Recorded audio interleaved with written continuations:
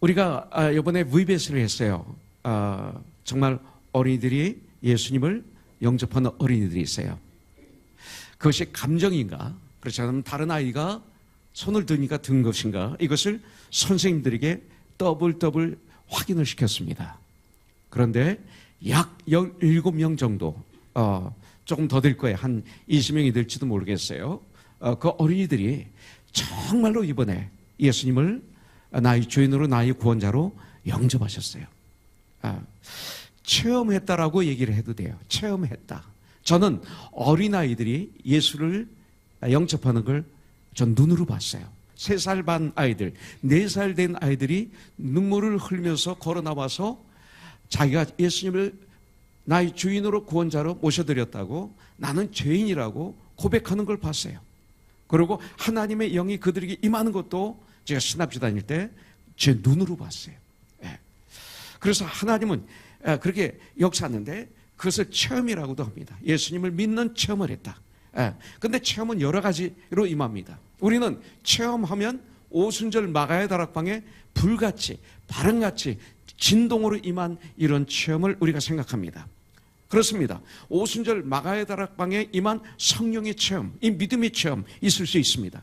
그런데 사도행전 9장에 보면 조금 다릅니다. 또 다메섹 가는 길에 길거리에서 태양보다도 더 밝은 빛을 보게 되고, 그 다음에 엎드러지시고, 그 다음에 주님의 음성을 듣는 이런 체험을 하기도 합니다.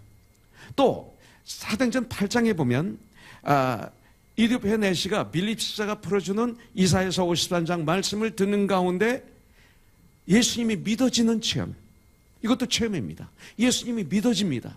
그래서 저기 물이 있는데 나에게 침례를 주세요, 그럽니다. 그래서 침례를 받고 헤어지죠.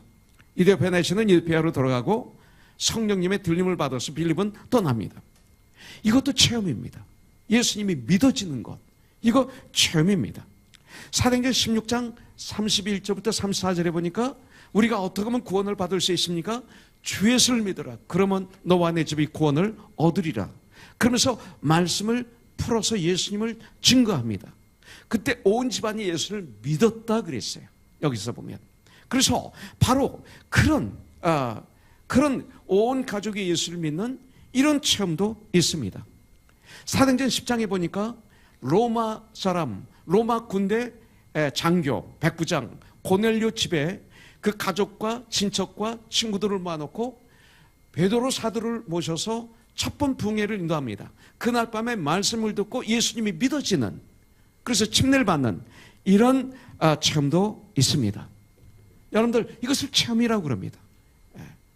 어떤 사람이 뜨겁게 예수님을 만나는 체험, 그만 눈으로 보지 마시고 여러분들 안에 이런 일이 있다면 여러분들도 성령의 체험을 한 것입니다.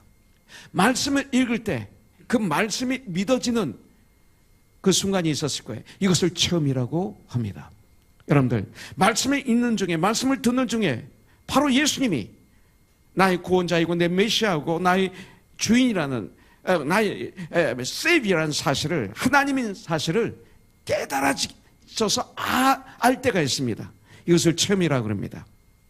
그래서 이 땅에 오신 것이 십자가에서 우리들의 죄를 짊어지시고 고난을 받으시고 모욕을 받으시고, 그리고 우리 대신 죽으신 예수님, 그리고 3일 만에 죽음을 이기고 구약에서 예언한 말씀 그대로 부활하신 예수님이 믿어지는 것, 이것이 체험입니다. 이 복음을 받아들이는 것이 여러분들 주님을 체험했다. 성경은 이렇게 말하고 있습니다. 하나님을 만나고 하나님을 체험해야 주님으로부터 그 다음 쓰임을 받습니다. 여러분들, 하나님은 우리를 인도하실 때 늘 말씀을 주십니다. 그래서 말씀을 주셔서 그 말씀을 가지고 살게 하십니다. 여러분들, 그래서 말씀으로 이야기를 하게 되는 거죠. 하나님의 음성을 듣지 않고 하나님께 헌신한 사람은 사실 없습니다. 하나님의 음성을 듣지 않고 하나님께 헌신하지 않고 그러고 주님을 섬기면 몸살 걸립니다. 그러나 하나님의 음성을 듣고 하나님께 헌신하게 되면 주님의 일이 운동이 됩니다. 기쁨이 됩니다. 회복이 됩니다. 놀라운 역사가 됩니다. 이런 일이 일어납니다. 여러분들, 성령 체험을 하면 어떤 일이 일어납니까? 증거가 성령 충만함이 뭡니까?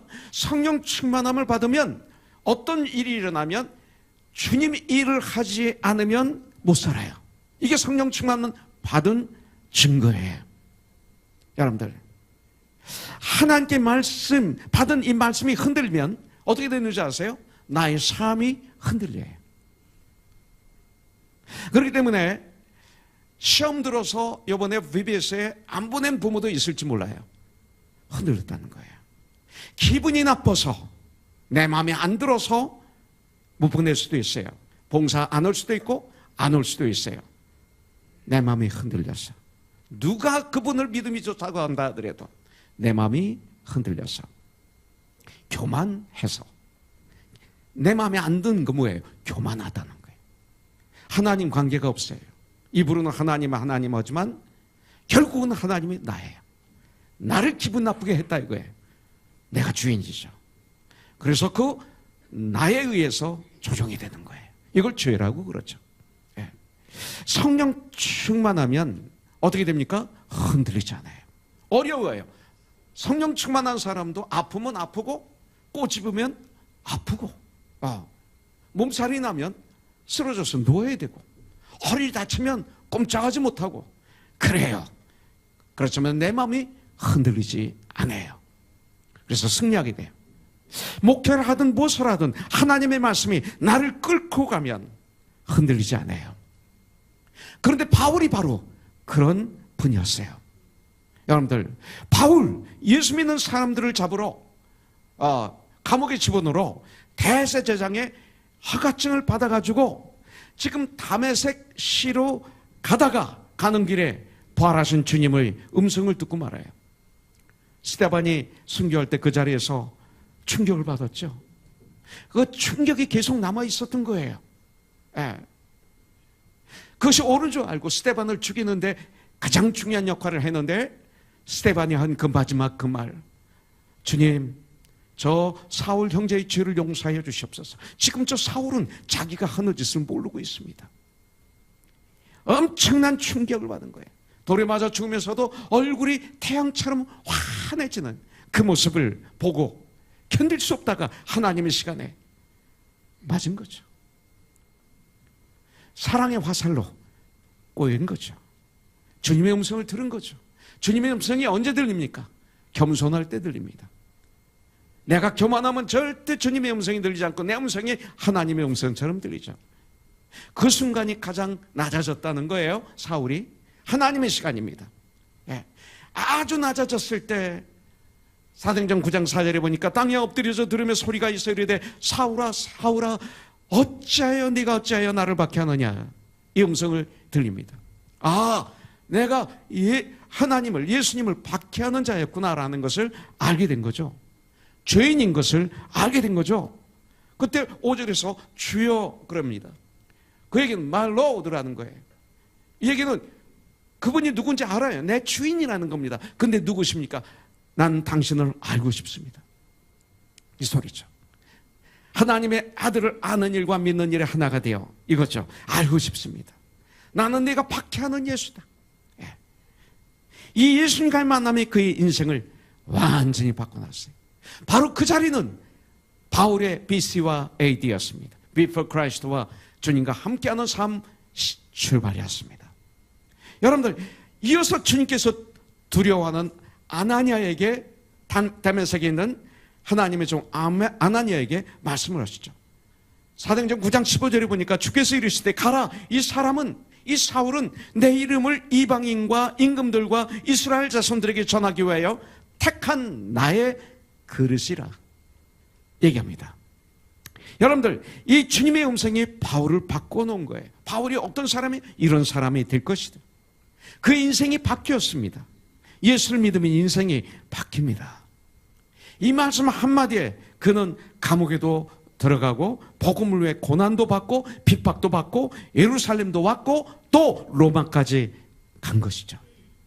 여러분들, 사도 바울은 이 하나님 말씀을 붙잡고 사도행전 20장 24절에 있는 말씀대로, 이 말씀은 우리가 암송하면 좋아요.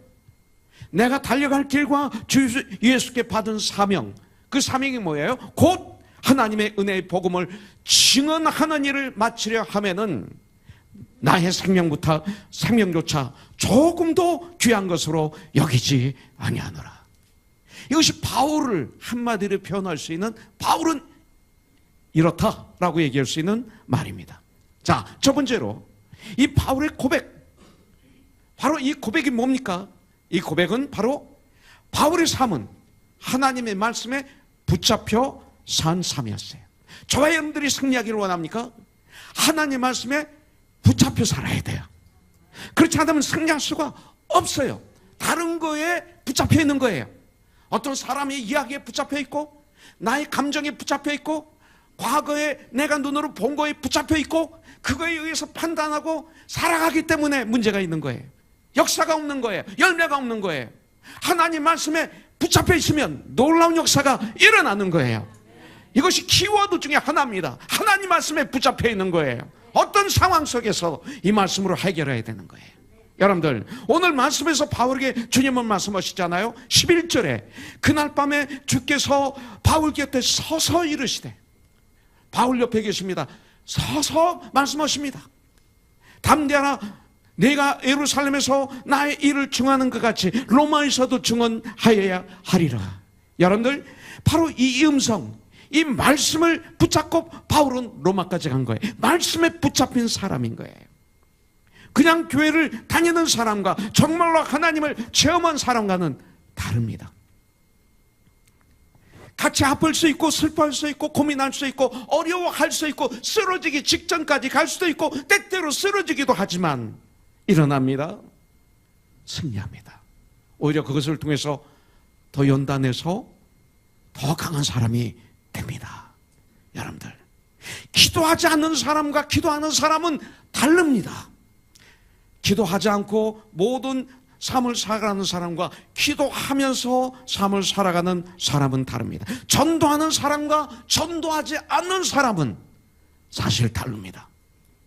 하나님의 음성을 듣고 하나님을 체험한 사람, 바울의 삶은 달랐습니다. 그는 어떤 상황에서든지 예수님을 증언하는 일에 담대했습니다. 예루살렘에 와서 유대인들의 고발로 체포된 바울은 로마 군인들 앞에서도 대제사장 아나니아와 공회 앞에서 섰을 때도 그는 담대하게 우리 예수님의 말씀을, 예수님을 증언하고 예수님을 전했습니다. 사도 바울을 두렵게 할 것은 아무것도 없었습니다. 왜? 사도 바울은 말씀에 붙잡혀 있었기 때문에, 그가 붙잡힌 게 말씀이기 때문에 두려움을 뚫고 나가서 승리할 수 있었던 거예요. 여러분들 무엇에 붙잡혀 있습니까? 감정? 나의 어떤 삶의 어떤 경험? 전통? 나의 지식에 붙잡혀 있습니까? 말씀에 붙잡혀 있습니까? 지식에 붙잡혀 있다면 바울보다 더 똑똑할까요? 그렇지 않잖아요? 여러분들, 바로 이것입니다. 바울은 두려워할 것이 없었습니다. 왜냐하면 그의 마음을 사로잡고 있는 분은 누구예요? 바로 예수 그리스도이기 때문에. 내 감정이 나를 사로잡고 있다면 얼마나 두려울까요? 그죠? 예수님.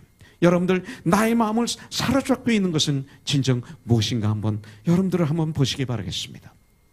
사도 바울이 1차, 2차, 3차 전도를 마치고 오순절에 맞춰 예루살렘에 올라왔습니다. 그런데 헬라 지역에서 온 그 유대인들이 바울을 보고 소동을 일으킵니다. 사도행전 21장 28절에 보면 그들이 주장하는 두 가지 이유 때문에 그렇습니다. 첫째는 바울이 모세의 율법에 어긋난 것을 가르친다는 거예요. 그들은 모세가 하나님이었죠. 두 번째는 이방인을 데리고 성전에 들어가므로 하나님의 성전을 더럽게 했다는 것, 이겁니다. 오해를 한 거죠. 눈으로 보고 귀로 듣고 그 다음에 그냥 행동으로 옮긴 거예요. 여러분들, 이거예요. 소동이 일어나자 천부장은 바울을 결박해서 감옥에 집어넣으려고 합니다. 그때 감옥에 들어가기 전 바울은 계단에 서서 천부장의 허락을 받아서 소동하는 많은 유대인들을 향해 히브리어로 담대하게 간증을 합니다. 뭐예요? 어떻게 자기가 예수님을 믿게 됐는지, 자기가 예수 믿기 전에 자기는 어떤 사람이었는지, 예수 믿는 사람들을 죽일 때 가표를 던졌고, 그리고 감옥에 수많은 사람들을 집어넣고 대제사장의 허가증을 가지고 가서 이렇게 얘기를 합니다. 그러면서 어떻게 예수를 영접하게 됐는지, 난 지금 하나님을 올바로 믿고 있다, 담대하게 간증을 합니다. 자기가 어떻게 예수님을 만났으며 예수님이 누구신지를 이야기합니다.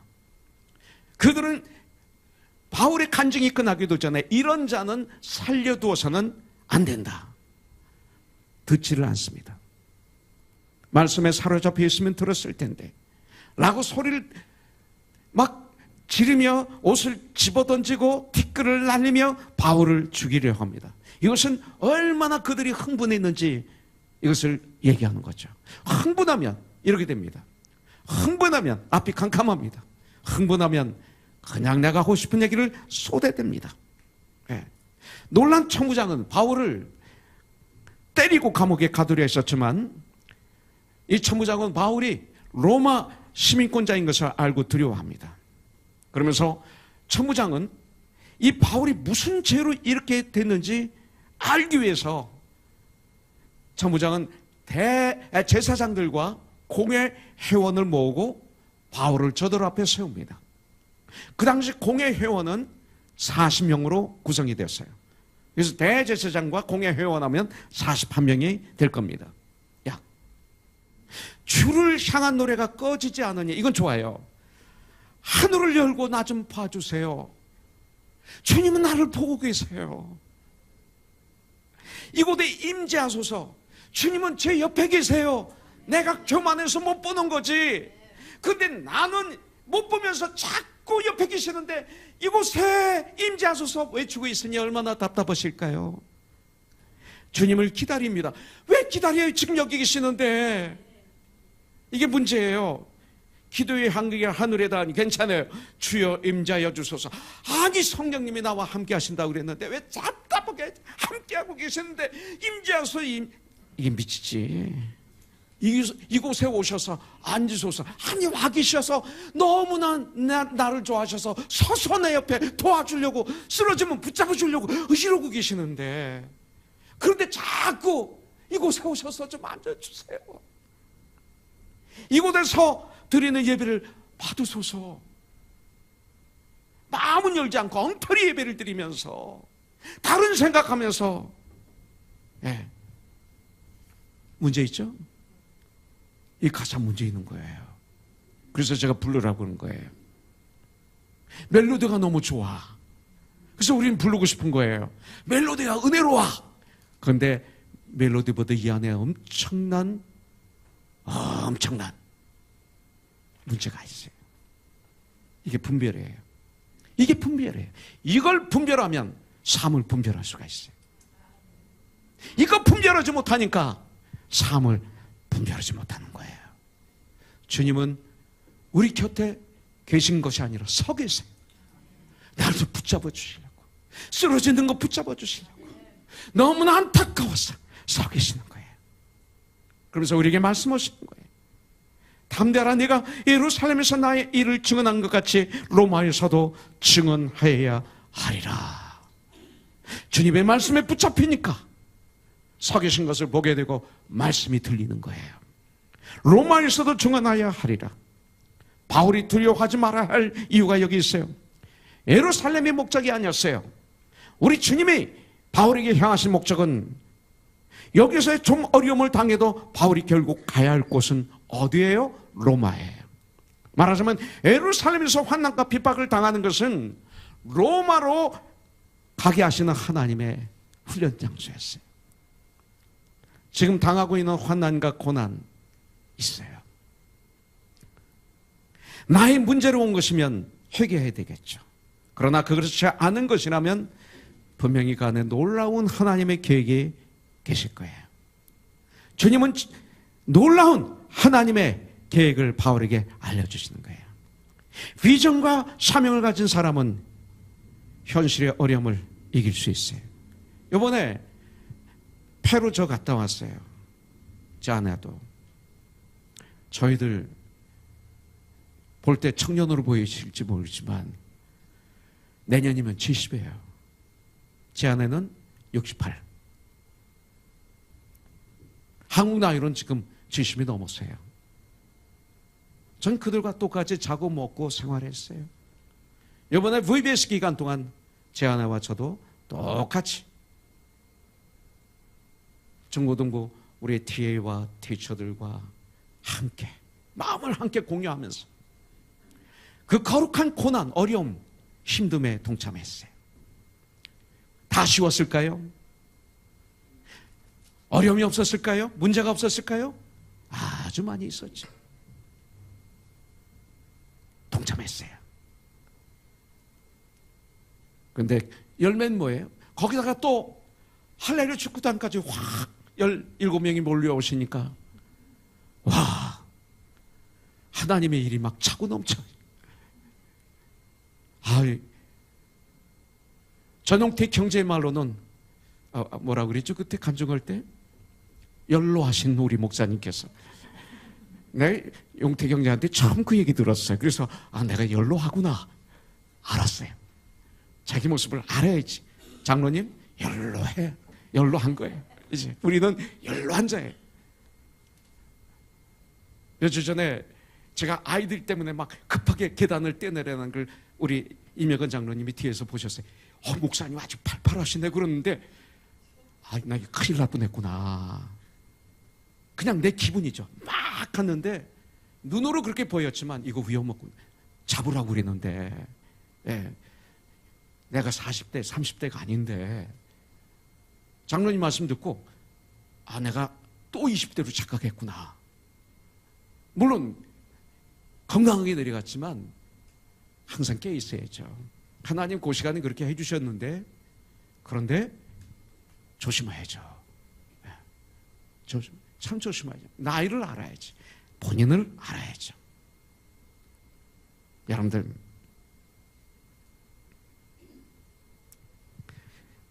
비전이 있습니까? 현실을 이길 수가 있어요. 예루살렘에서 체포되고 감옥에 들어가고 그리고 재판받는 일이 쉬운 일이 아니었지만 바울은 그 일 때문에 절망하지 않았어요. 그것 때문에 넘어지지 않았어요. 주님은 바울의 눈을 열어 예루살렘이 아니라 로마를 보게 하셨어요. 그는 이 땅에서 할 일이 있었어요. 여러분들 이 땅을 사는 가운데 일이 있는 사람은 니꼴 생명이 있는 사람이에요. 그는 그 당시 세계의 중심인 로마에서 예수 그리스도를 증거하는 일, 아마 성령의 음성을 듣고 이런 상상을 했을 거예요. 로마 황제 가이사가 바울이 전하는 복음을 듣고 그가 만왕의 왕이고 주중의 주이신 예수 그리스도에게 무릎을 꿇고 그 자기의 왕관을 벗어서 주님께 올려드리는 아름다운 장면을 상상했을지 모릅니다. 이거예요. 이런 꿈 바울의 가슴을 뛰게 했을 거예요. 이 비전 때문에 바울은 핍박도 환난도 고난도 이길 수 있었어요. 여러분들 꿈이 없는 민족은 죽은 민족이에요. 오늘 이 시간 우리들 이런 꿈을 이 시간 갖기를 주님의 이름으로 축복합니다. 여러분들 바울은 철학의 도시 우상이 가득한 아데네를 봤어요. 그리고 상업 중심지인 미너스 신전을 중심으로 음란에 빠져있는 고린도도 봤어요. 병든 유럽도 봤어요. 여러분들은 무엇을 보고 있습니까? 억울함, 나를 기분 나쁘게 한 것, 나를 화나게 한 것, 이런 것들만 보이지 않습니까? 정말 여러분들 이런 것들이 보이십니까? 요한복음 9장에 보니까 나면서부터 걷지 못하는 그 맹인된 자를 주님은 보십니다. 그런 자가 보이십니까? 여러분들 그들에게 얼마나 복음이 필요한지를 바울의 눈은 보였습니다. 바울은 자신의 억울한 것을 본 것이 아니라 저들에게 주님이 필요한 것을 봤습니다. 성령님이 역사하셔서 오늘 우리들 각자에게 볼 것을 보여주시기를 저는 소원합니다. 나중 보면 바울을 죽이기 전에는 마시지도 않고 먹지도 않겠다고 결단한 40명의 사람들이 오늘 큐티에 보면 나옵니다.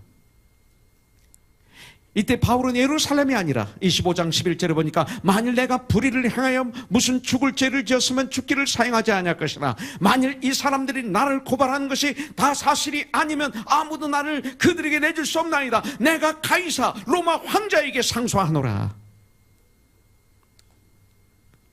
23장 11절 담대하라. 내가 예루살렘에서 나의 일을 증거했던 것 같이 로마에서도 증거해야 하리라. 여기에 연관되지 않았을까요?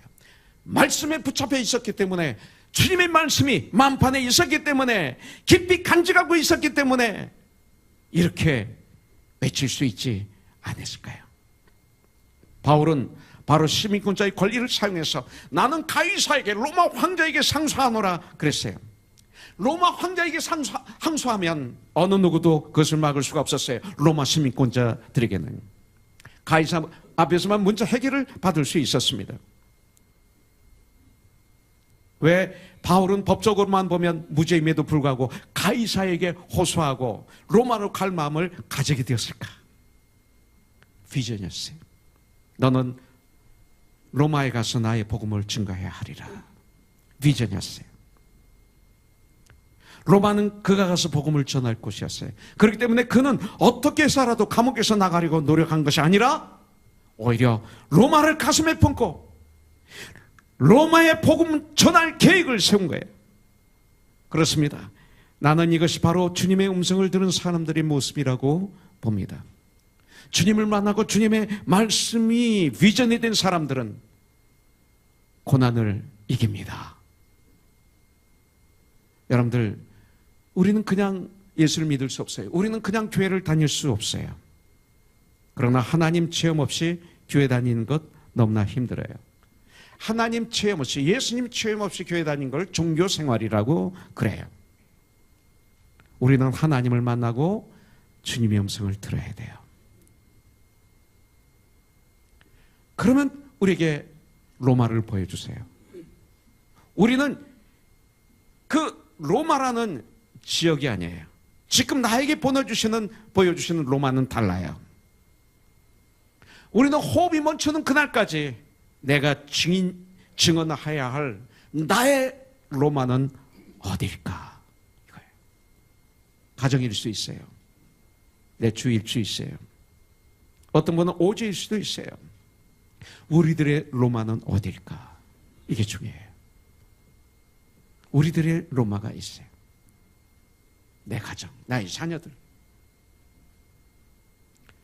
우리 자녀들 공부 잘해야 돼요. 근데 공부 잘해서 더 중요하지만 그보다 더 중요한 게 인격자가 돼야 돼요. 비인격자가 공부 잘하면 세상 망쳐요. 그보다 더 중요한 거는 바울처럼 하나님의 영에 사로잡혀야 세상을 변화시켜요.